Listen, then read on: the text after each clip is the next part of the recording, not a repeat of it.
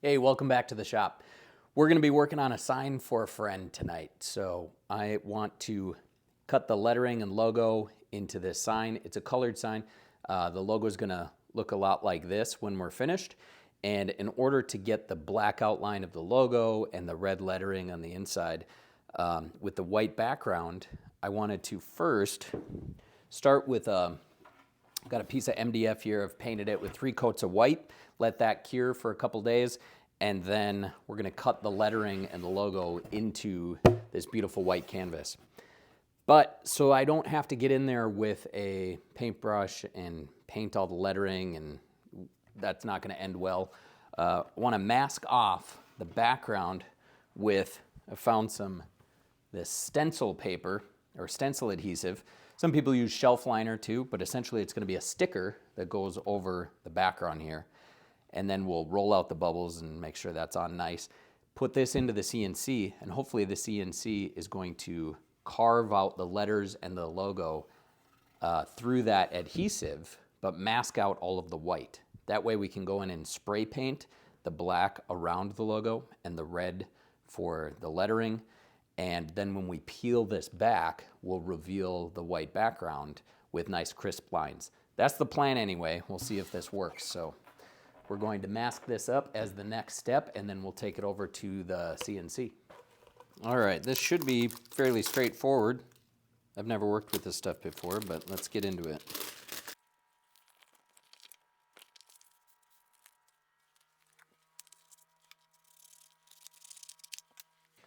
All right, so I've peeled back, I don't know if this is the right way to do it, but I've peeled back the back masking and put a little edge, rolled it on tight with the sticker.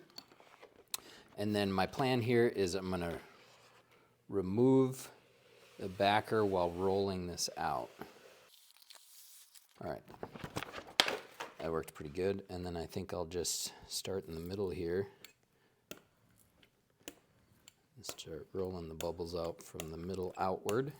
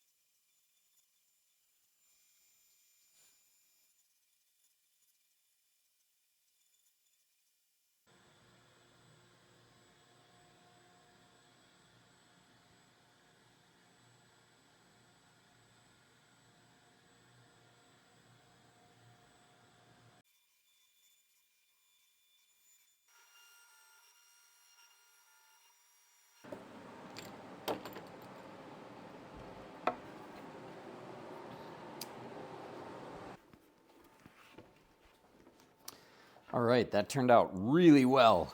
It was super crisp lines in here. We're going to be able to spray paint this really nicely while protecting the white on the background. So I'm excited. I saw some stuff online on YouTube that showed the shelving liner being used too because it's cheaper, and it was pulling up around the letters and all that. I don't see that at all with this. So I don't know if it's because we took a little extra time to roll out all the bubbles, but it didn't pull up anywhere. We did use a downcut bit, which helps. An upcut bit will pull the chips up and start to fray the edges of these top edges. A downcut bit was used, at least for the roughing of it, and that seemed to work really well. So All right, so the next step before we lay some paint onto this logo is to seal all of these letters so that the paint doesn't bleed into the background or bleed into each other. The way I'm going to do that is by using some rattle can shellac. It dries super quick, and I'll probably put 2 quick coats on over all of the exposed wood and let that dry. Then this will be ready to accept paint.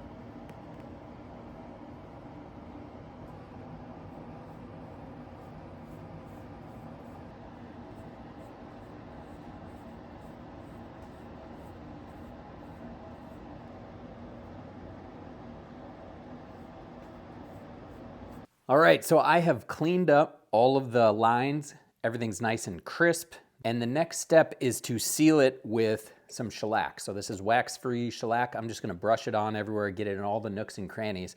If you remember, we used shellac before we put the paint on as well, and that helped to keep the paint from bleeding outside of its lines within those stencils. This stuff works great as a barrier coat as well, because then you don't have to worry, was it acrylic or water-based paint or oil-based paint, and then what sort of finishes can go over the top without peeling, wrinkling, or bubbling up or wiping off your paint.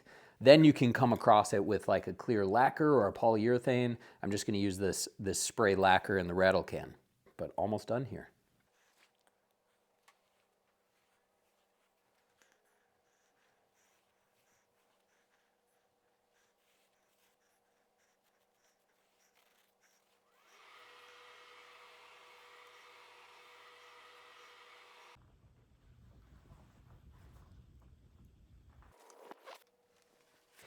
All right, so we're gonna call this one done. There's a little bit of crackling on that background color, and honestly, I don't know what happened. Maybe you can put in the comments if you have an idea. My theory is that all the moisture I laid down on the MDF background started to expand the MDF, and it pulled apart that paint. So maybe I could have waited 72 days or something to make that cure. I waited 24 hours, thought that'd be enough. But my theory is that the MDF expanded a little bit and started to pull apart that black paint, revealing the white paint behind it. That did cure for 2 weeks, so it didn't pull apart the white paint. So I don't know. It's confusing. It looks kind of neat.